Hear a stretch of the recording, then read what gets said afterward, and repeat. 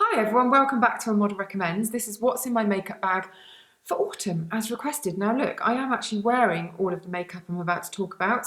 I'm going to go back to the start and show you how I put it on. If you're thinking it doesn't look like very much makeup, this is pretty much as it gets, unless I'm doing full-on party makeup. So if you love minimalist makeup or you're quite overwhelmed by the trend for lots of makeup on social media, then this is probably the place to come. It's not anti-makeup by any means. I love makeup, but I don't pile a lot on, I suppose. I keep it quite bare, or I use products that look like they keep it quite bare. So carry on watching. I mean, if you're thinking that this isn't very much, here's a picture of me before. So there is quite a big difference. Let's go back to the start. You'll see this face again, thankfully. Let's go back to the start and I'll show you what is in my autumn makeup bag. That's nice and close up. Okay, well, at least you can see me clearly, can't you? Okay, let's talk about foundations to start, and in particular, the L'Oreal Pro Glow, which was going to be the hero of the video, because since my last What's in my makeup bag video, I've pretty much only used this on my face. However, because I've already done a review on that one and lots of people have been asking, I thought that I would compare it to the new Freshwear that's come out from L'Oreal. So that's the Infallible Pro Glow. This is the Infallible Freshwear. Infallible is the range that's like long wear, doesn't shift. And the Freshwear is not so much for dry skin. The Pro Glow is for dry skin. This one is more sort of lightweight in feel and fresh in effect. It's a lot more liquid than the Pro Glow. So if you have dry skin, then immediately I would say stick to the Pro Glow. But for those of you who are slightly worried that Pro Glow would be a bit too dewy for them, this is how the Fresh Wear one looks. So I'm going to do Fresh Wear on one side of my face and Pro Glow on the other. Pro Glow. So Pro Glow, creamier look. Only slightly, but in feel, it just feels a lot richer. It's not heavy. It feels more comfortable. So in terms of feel, live comparison time, this one feels really bouncy. The skin sort of feels plump to the touch because it's got that lovely dewy finish. Whereas this one has totally disappeared into the skin, really. Can't feel anything at all. I think that this one's got more of a sheen to it, the Pro Glow. I'm just team Pro Glow all the way, I'm afraid. So I went to Paris on a side trail here. I had my makeup done by a Parisian makeup artist, and he must have used 8 different foundation products and different concealers and different colour correctors, and he layered them all up and my skin looked so amazing. And so it sort of made me feel a bit different about doing, you know what, I don't have time to do that. It took him 40 minutes to do my base. On a typical day, I don't have time to spend 40 minutes doing my base, which is why I go, and I think most people go for just that all over foundation look, which is why for me it's really important to get one that looks natural and glowy and fresh and real. And I don't use too much of it. I just sort of buff it in, and it's not like I use a big mask of foundation. However, what he did, it really did have real skin showing through. All the layers were so sheer, it just looked incredible. So that's what I've been trying to do. And I'm trying to sort of replicate it with various products. So using cream blushes and bronzers rather than powder ones. You've seen this one before. This is the Bare Skin Sheer Sun from Bare Minerals. This one is really nice. Let me just pop a bit of this on my face so that you can see it. I'm going to use a foundation brush again. So that it's a liquid, and you can just pop it on where you would put your bronzer normally, but it's a bit more, in a way, it's a bit more difficult than using a powder because it sort of spreads and stains rather than just plonking where you put it. However, it's really, really sheer and subtle, so it just disappears into the skin.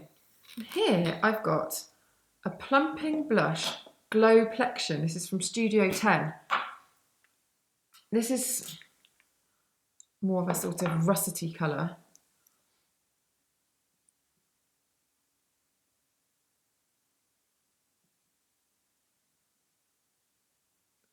You can see that, again, it's really, really subtle. But if I just buff that in, you get such a lovely healthy glow, and it really lifts the skin. So this isn't the neatest way to do your makeup. Like if you're on the go somewhere, you probably would not want to be messing around with a load of liquids. However, that's where my next products come in handy. Let's see how many different things Ruth can pile on her face today. And all over my hand. And here we have the pinky blush.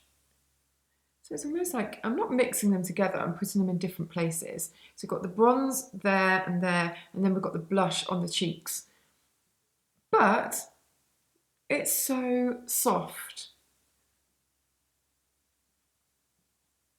And it's a bit anti-makeup in a way. It's sort of an antidote if you have got really sick of these really overdone looks. If those liquids are not for you, and I get it. I mean, I have got them all over the place, over my trousers, over my jumper, on both hands, possibly on the carpet, I daren't look. Then go for the creams. So things like the Glossier Cloud Paint Tubes are really, really good. This is a little bit peachy for what I wanted to do today, which is why I haven't used it. These Elizabeth Arden little cream blushes are really nice. That one's very, very pink, so I'm probably not going to use that one today. But this one's more like it. This one is Honey, and it's one of those sort of bronzer blusher shades that are a bit of both. So much easier to handle. I know lots of people aren't going to agree with this, but I think that cream and liquid are more of a faff than powder. But if you're trying to get that really youthful, fresh sort of look that looks like your own skin, you can't beat them. This is the Beauty Pie Illuminator, and it's a cream highlighter thing in Golden Well, and I'm using the same foundation brush. Now look, if you're doing this thing that I do that's really lazy, where you do all of your products with one brush, and you must remember to wash it because it does get really claggy. So that is just a really grown-up highlighter. No snail trails, doesn't look powdery, everything is still looking really fresh and beautiful. And then the thing I want to take across my lids, this is so simple, is this pure eye gloss thing. It's got a weird cushion bit like that. Do you know what? I'm not going to use that spatula because I've used that before and it's just weird. This is the Deluxe Crease Brush, but let's use it for the lid. And look, it just sort of glosses the lid. There's not any particular colour to it. Maybe it's oyster, would you say? Do you know what? It'd make a brilliant base for eyeshadow. I'm just going to let that dry a little bit because it feels quite wet. But I just like it on its own. I'm assuming you can use it as base coat, top coat, or just as is, as an eyeshadow. And I must see what other shades they have because I think it's really nice. And it's just a very easy, I mean, it's taken 2 seconds, and it's just a very easy eye. Just catches the light, like the rest of it, and doesn't really look like you've done very much at all. Mascara in my makeup bag at the moment. I've gone back to an old favourite, and that is the Clarins Supra in brown. Now, the main reason that I've gone back to this for a while is because I really like brown mascara because I'm blonde, I'm quite fair, my eyebrows are fair, and I find that black can just look a bit stark if I'm trying to just look quite natural. And this is, I think, one of the best brown mascaras you can buy. I'll neaten my eyes up in a minute. Do you know what? I'm gonna put something on top because I feel like this is just a really rubbish video if I don't. It needs a bit of colour, doesn't it? Does it? Still using my Clinique lip liner pretty much every day. Haven't really swapped it for anything else. And a lot of the time, I just blend it in and then use a lip balm. No lipstick. I just like the definition that that gives me. However, a bit partial to this at the moment. It's a Dior lipstick and it's called 426. My eyesight's getting to the point where I need binoculars to read these shade names. Look at that though. It's like suede. Interestingly, a lot of you really liked my makeup a few videos ago and I hated it. In fact, I was going to scrap the video because I hated my makeup so much. And I'd used the Bobbi Brown Camouflage palette, which is a really, really nice one. It's just very grey shades. And I don't know, I just wasn't feeling it. And I felt very down in the dumps about my makeup when I did it. So should we put that on? So you can see it. I don't even know whether you can still get this one. Let's have a little look, shall we? So I'm going to go over, it's very, very grey, but let's have a little look. I'm going to go for this one, just putting that over the pure eye stuff because that's shimmery and lovely. And this is very matte, but there we go. Okay. And then I'm going to go for the slightly deeper shade into the crease.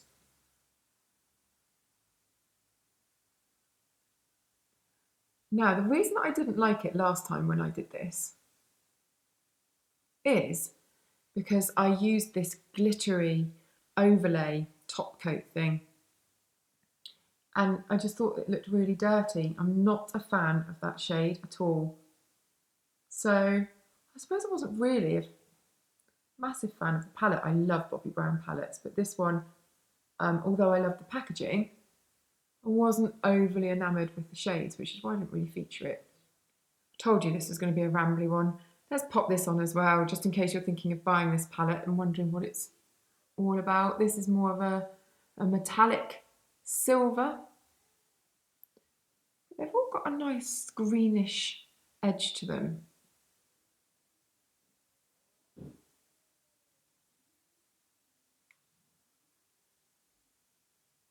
I suppose I'm just so used to wearing warm tones that I freak out a little bit when it's anything cooler. Oh, maybe I'll go for greys and silvers more often. Look at that. Should we just have a sweep of powder bronzer to see what happens? So this is Delilah and it's the medium dark sunset compact matte bronzer. So I'm going completely against what I did with all of my liquids, but I've been using this loads, so I feel like I'd be lying if I didn't pop this into my video. I'm only putting it a little bit so that I don't ruin my beautiful sheer effect. But that is a really, really, really, really good bronzer. And for all those people that are asking for vegan and cruelty-free brands, Delilah is vegan and cruelty-free and is in the UK. And it's really luxurious, gorgeous stuff, but it's not outrageously expensive. Okay, so that's what's in my makeup bag. I've got my brow pencil, so can't show you those. That would have been handy, wouldn't it? I mean, ridiculously minimalist again, and no eyeliner, because I've been through a bit of a phase of wearing black eyeliner, but then when I look back at myself in pictures, I think it's quite aging, unless you're doing the full-on smoky eye and just using the liner to sort of smoke out the lash line. Yeah, you know when you go through phases of trying something new and then you look back and think, what was I thinking? That's currently why I'm not putting any liner on, going through a bit of a liner purge. Okay, so thanks for watching. Let me know if you've got any questions and I shall see you next time.